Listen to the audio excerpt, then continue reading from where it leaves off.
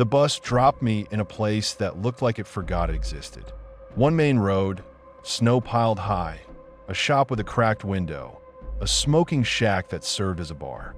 I dragged my bag through slush and felt every stair stick to my back. The driver didn't even make eye contact. He shut the door like I was trash, and the bus groaned away, leaving the exhaust hanging in the air like a dirty curtain. I checked my phone because I needed something to do with my hands. No signal. I tried again anyway, turning in a slow circle like the bars might magically appear if I begged hard enough. The wind slapped my face, and I felt the sting where the cold found any wet skin. I asked the old guy by the shop where the stop for the return bus was. He didn't answer. He just looked at my mouth like he'd already decided what kind of trouble I was. A woman came out of the shop, saw me, and pulled the door shut behind her fast. That stupid little rejection hit harder than the cold. I walked like I didn't care, like I belonged here, but my shoulders stayed tight because the silence felt aimed at me. I walked into the bar because I needed heat. The room hit me with sweat, vodka, and old socks drying on pipes. Men sat packed tight, red faces, glassy eyes. A dog lay under a table and didn't lift its head. The ceiling hung low, lights buzzing, and the air felt thick with smoke and damp wool. My boots stuck to the floor for half a second each step. The bartender stared at me like I'd wandered into the wrong church. I ordered tea. The bartender poured vodka anyway. I pushed it back. There. He smirked like that word was cute, like I was cute. Then he poured something dark from a pot that had stains up the side and slapped it down so it sloshed. I didn't sit. Sitting felt like getting pinned. I stood near the wall with my bag at my feet and drank the mug fast. It was hot and bitter, like he'd boiled old pennies. I drank anyway because my hands shook and I hated showing that. The smiling guy at the next table kept looking, then his friend leaned over and they both stared at my bag like it was a gift I'd brought them. The smiling guy pointed at it, casual, and said something that made the table laugh. I hooked my boot over the strap without thinking. The bartender watched my foot, then watched the guy like he was enjoying the setup. I finished 2 gulps and decided leaving was safer than staying. I was done with this fucking room. I grabbed the strap and stepped toward the door. I didn't even make it. He stood up and blocked the door. He jabbed a finger into my chest. I shoved his hand away. He leaned in, breath rank, eyes bright, and his smile stayed there like glue. He swung and clipped my cheek. My vision sparked. It wasn't a clean punch, more like he wanted to mark me. The room reacted like it was entertainment, not violence. Somebody slapped a table. Somebody shouted something that sounded like a bet. I grabbed his jacket and slammed him into the wall. Bottles rattled. Somebody laughed. Somebody shouted. The wall shook with that hollow, cheap wood thump. He didn't go down. He pushed off and came at me again, shoulders rolling like he'd done this 100 times. I threw my elbow into his ribs and felt it hit something soft. He grunted and grabbed my hair near the scalp and yanked.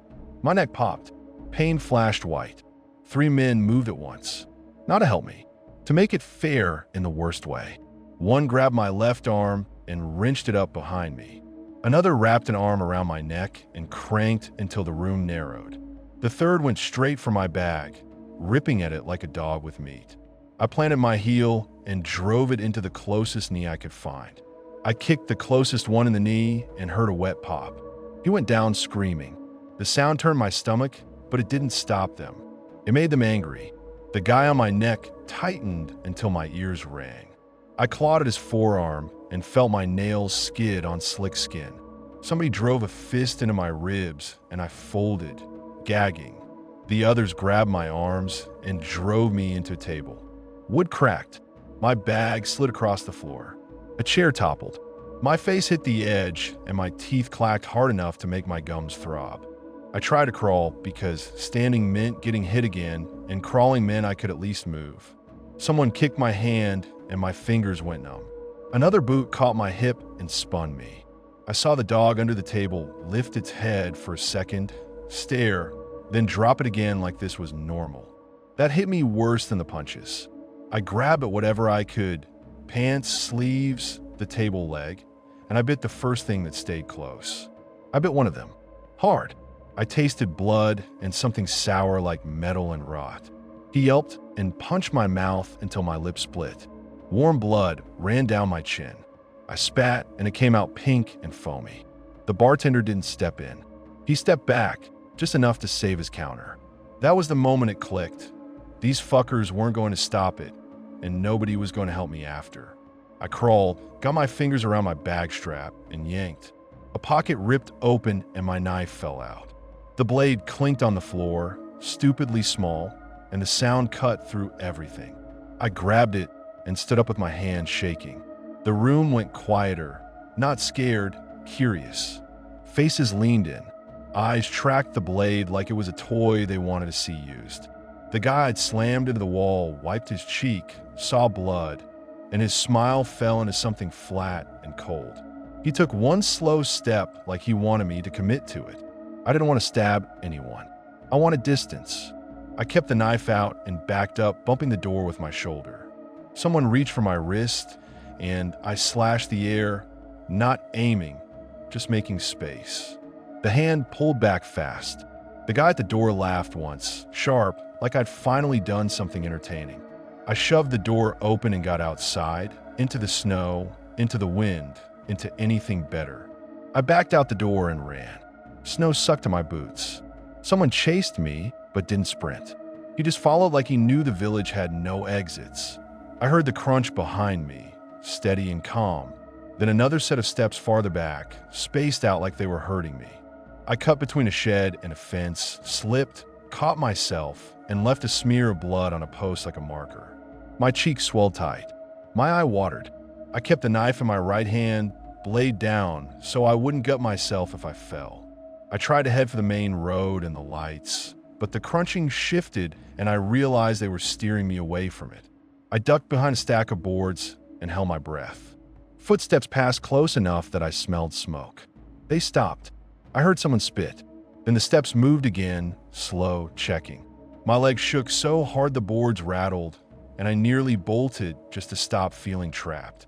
A shadow crossed the snow in front of me, and a low whistle cut the air like a signal. That's when I ran again, not smart, just desperate. I found an empty shed, shoved inside, and held the knife ready. Rats scattered under boards. The door didn't latch right, so I jammed a broken shovel handle through the frame and pressed my back against it, listening. Outside, the crunching came closer, then stopped. The shovel handle creaked, once like it wanted to snap. I froze so hard my muscles cramped. A shadow passed over the crack under the door. Boots stopped right there. I saw the toe tap in the snow, once, twice, like someone thinking. The door pushed in a fraction and the handle bowed. I dug my heels into the dirt floor and shoved back, teeth clenched, breath loud in my own ears. The pressure eased, then returned, testing. Then it stopped, like he'd proven what he wanted. I stayed there until morning, listening to footsteps pass, stop, pass again. The cold crept in through the boards and made my fingers stiff around the knife. My mouth dried out. My split lips stuck to my teeth. I kept swallowing blood and felt sick. Every time the footsteps returned, they came from a different angle, like they were taking turns. At one point, someone brushed the side of the shed with their hand, with scraping gentle, and it made my skin crawl because it felt like a promise. When the gray light finally showed up, it didn't feel like safety. It just meant they could see better. When the next bus finally came, it didn't stop at first. It rolled slow like the driver didn't want trouble. I stumbled out of the shed, half bent, one hand on my ribs, the other still holding the knife like an idiot. The engine sound felt unreal, like I was hearing it through cotton. I stepped into the road and forced it to brake. The tires hissed and the bus rocked. The door opened a crack and the driver's eyes flicked to my face, to the blood, to the knife, then past me toward the village like he expected someone to appear. I climbed on, bleeding, shaking, and I didn't look back because I could already feel that place trying to keep a piece of me.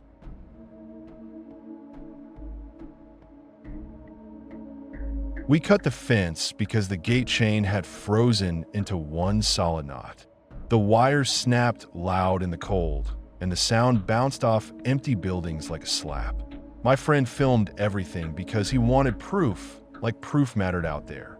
He'd been hyped about this trip all week, acting like snow made the place fair game. I told him we should turn around when the last gas station disappeared behind us, but he just tapped his phone and said the maps still showed a line. We parked on a narrow track and walked the rest because he didn't want tire marks giving it away, like anyone gave a shit. The cutters were stiff in my gloves. I leaned into the mesh, felt it bite back, and when it finally gave, that crack sounded way too big for a dead place. He grinned at the sound. I didn't. The camp sat half buried in snow. Watchtower leaned. Barracks sagged. Everything looked pressed down, not abandoned so much as smothered. The watchtower ladder had a rung missing, and he still climbed 2 steps for the shot until I shouted at him, and he hopped down, annoyed. The wind kept pushing powder through cracks, and it made a soft hiss that followed us like a whisper. I pushed a door, and it opened too easy, like the building wanted company. Inside, bunks lined the walls. Blankets lay folded into hard slabs. Boots sat under one bed, still laced, filled with ice. Lace boots means plans. It means a morning that was supposed to happen. My friend swept his camera over them like he was shopping. I told him to stop touching things. He rolled his eyes and kept filming anyway. I stepped over a pile of spoons and something crunching. I looked down and saw teeth scattered in dust, small and human. No skull, no bones, just teeth like someone collected them and dumped them. My stomach turned, and I kept moving anyway because my legs didn't listen. The crunch followed me because I'd already stepped on them. My friend crouched and filmed close, whispering like he'd found treasure. I yanked him up. He shrugged me off and said I was being dramatic. I told him there were kids' teeth on the floor, and he was acting like a fucking tourist. He snapped back that I was trying to make it spooky because I couldn't handle real history. That pissed me off so bad my vision tunneled for a second. I told him history doesn't come in piles of teeth. He shoved past me, shoulder first, and kept filming like getting the shot proved he was right. We moved fast because standing still let the cold crawl inside your coat. The next barack had a door half off its hinges. We had to shoulder it open. Inside, the bunks were stripped, but the walls were covered in scratches, long and frantic, like someone tried to climb through wood. My friend filmed the scratches and narrated under his breath. I told him to shut up. He didn't. In a corner, we found metal bowls stacked neat and a clump of hair frozen into the baseboard. We found a room with a stove and a ledger nailed to the wall. The stove door hung open and the ash inside looked too clean, not warm, just not ancient either. The ledger was pinned up like a notice, thick paper, ink still dark. My friend ripped the ledger down and stuffed it in his pack. I told him to put it back. He laughed and kept it. I grabbed his strap and pulled him around. He slapped my hand away. I told him again, put it back. He said nobody was coming to check, so who cares? That answer made my skin crawl. He wanted a souvenir, not a story. I stepped in front of the door to block him, and he shoved me hard enough to make my teeth click. I shoved back, and he raised the phone like he was going to film me losing it. I slapped the phone down and told him if he posted my face online, I'd smash it. He called me a bitch. I called him a fucking thief. For a second, I thought we'd start swinging right there, in that stove room, over a book.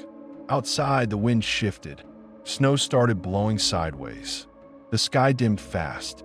Our car sat a kilometer away on a track we could barely see. The light went flat and gray, then darker, like the day was folding up. I said we run now. He wanted one more angle, and I snapped at him hard enough that his face went red. He snapped back that I dragged him out here. I said he begged. He said I could have said no. Arguing in that wind felt like chewing ice. Nothing came out clean.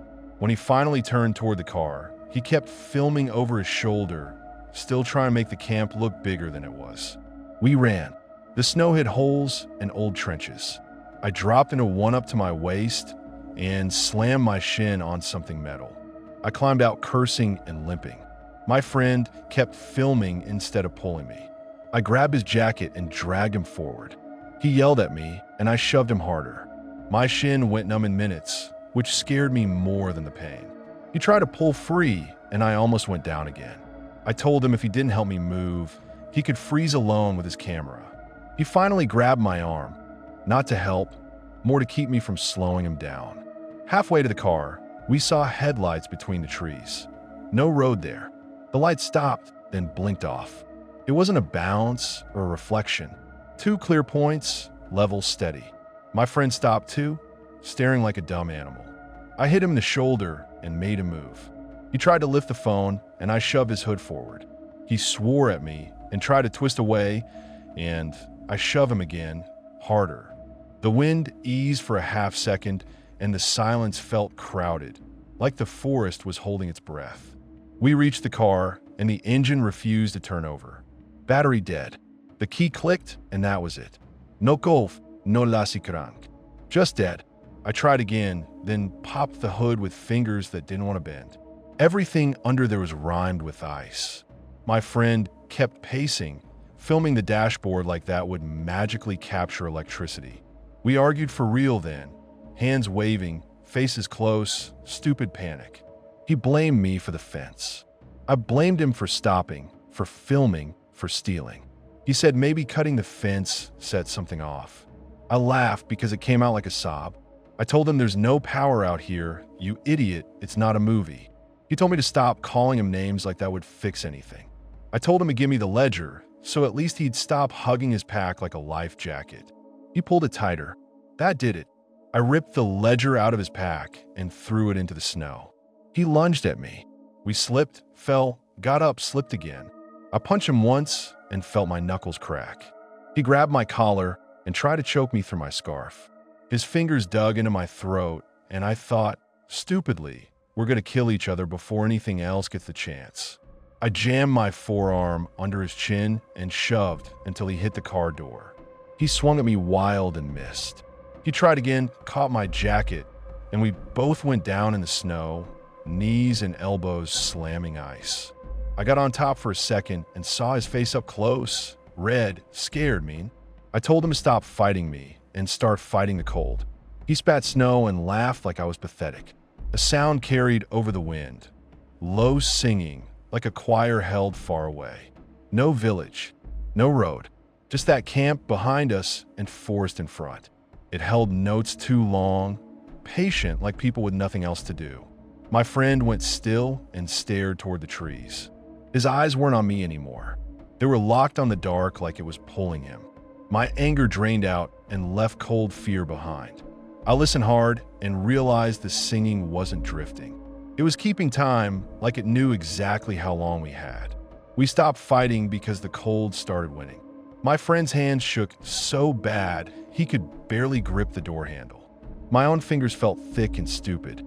I forced him into the passenger seat, wrapped my hands in rags, and walked into the tree line with a flashlight to find anything, signal, shelter, another vehicle. I didn't go far, just enough to break the wind because I couldn't leave the car fully out of sight. The snow under the trees grabbed my boots, and the flashlight beam got eaten fast. The singing kept threading through the wind, steady, and my stomach kept tightening like a fist. The beam caught the ledger half buried where I'd thrown it. Pages fluttered in the wind, stiff, flipping by themselves. I picked it up. Ink marks stared back, rows of names and numbers, neat and calm. Behind me, the car horn blared once long, like someone leaned on it with their whole body. Then it cut off. I ran back and found the driver door open and the seat empty. I searched the snow with the flashlight until the batteries died. Then I kept searching with my hands until my fingers stopped feeling like fingers. I walked toward the camp because I needed walls, and because I couldn't stand the thought of the forest deciding what happened next.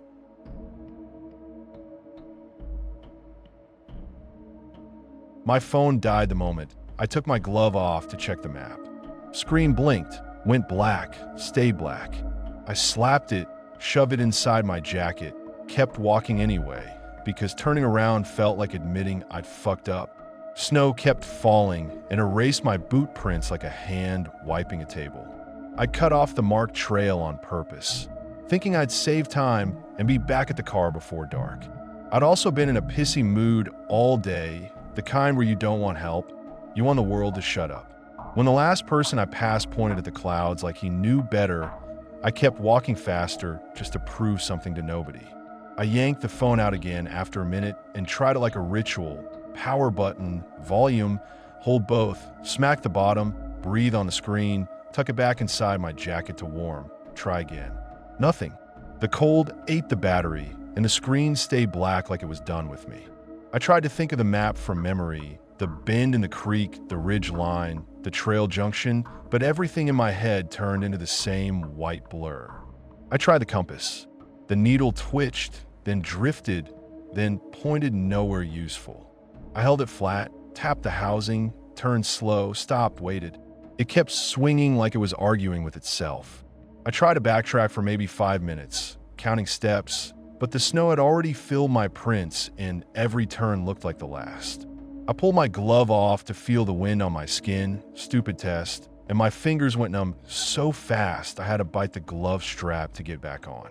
I dug out a cheap whistle from my pack and blew until my cheeks hurt. The sound came out thin and got swallowed. I blew again, then stopped because it felt like ringing a dinner bell. I checked my pocket for the battery brick I always bragged about carrying. Not there. I left it on the kitchen counter next to my keys. I remembered seeing it and thinking, nah, I'm just doing a quick loop. That thought hit harder than the cold. I picked a line between two larches and walked it until the trees stopped looking different. I yelled once. The sound fell flat. No echo, no answer, just my breath rasping. I yelled again, and it sounded smaller, like the snow swallowed it midair. I listened hard for anything, traffic, a chainsaw, even a dog, and got nothing back but the soft shush of snow landing.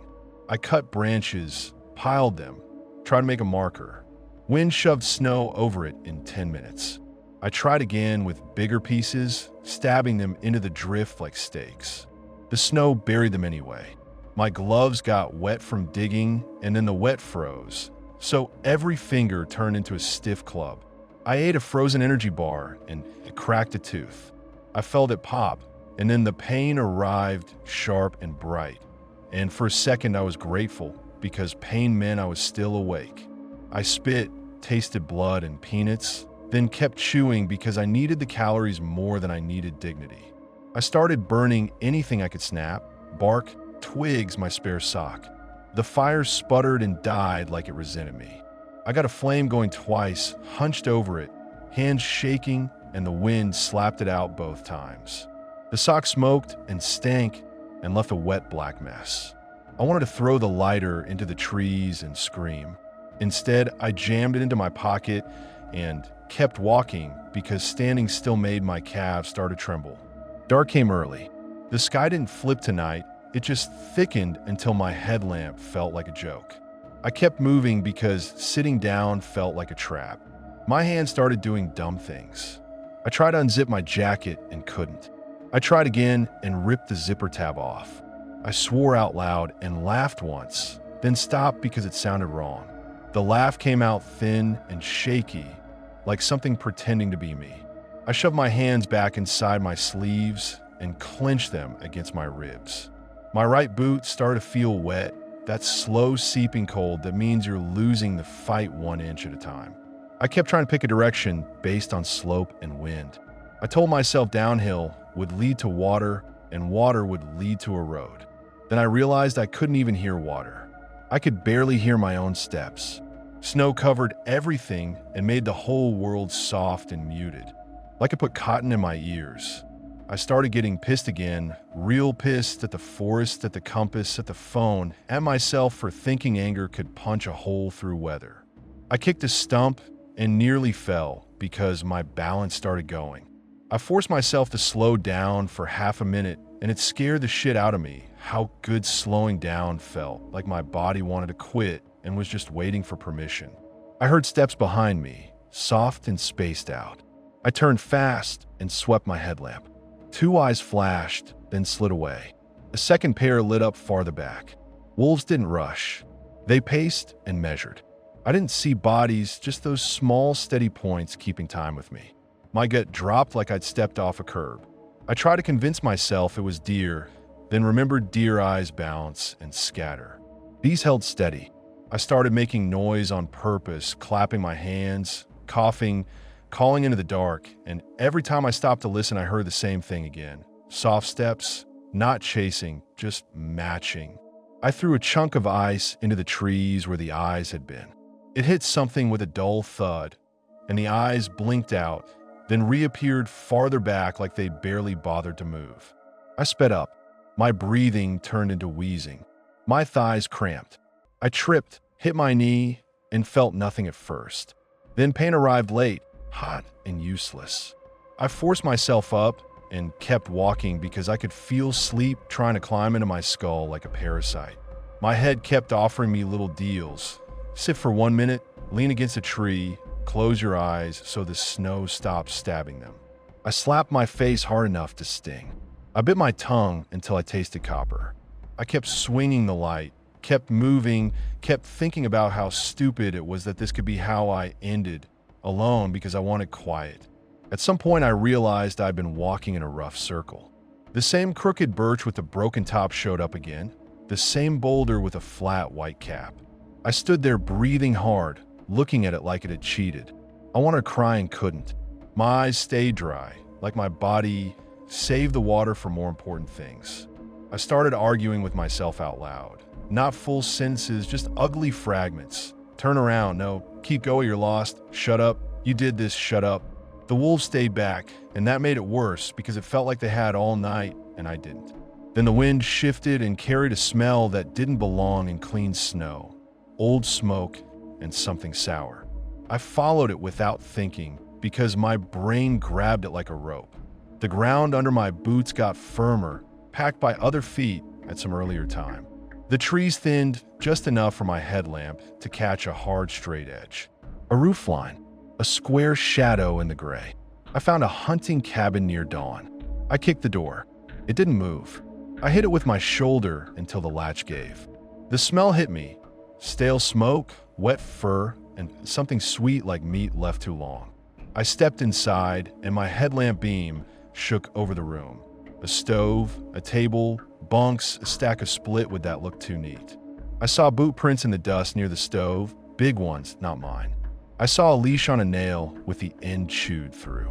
I saw a metal bowl with ice in it. I told myself, good, people, help, and then my light hit the floor. On the floor lay a dog, stiff, legs tucked, eyes open. Not dead long ago, dead recent. Someone had left it like a warning. It wasn't torn up. No miss. No ragging marks.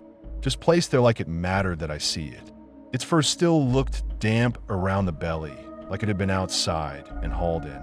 I crouched without meaning to, then jerked back because the eyes caught the light and flashed like it was alive for a split second. My stomach rolled. I looked for a collar and didn't see one. I looked for blood trails and didn't see any. I looked for teeth marks and couldn't find them from where I stood, which scared me more than teeth would have.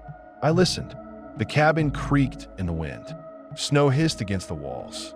Then I heard a soft bump outside, like something leaned on the siding. I stood there holding my breath, and my breath sounded loud enough to give me away.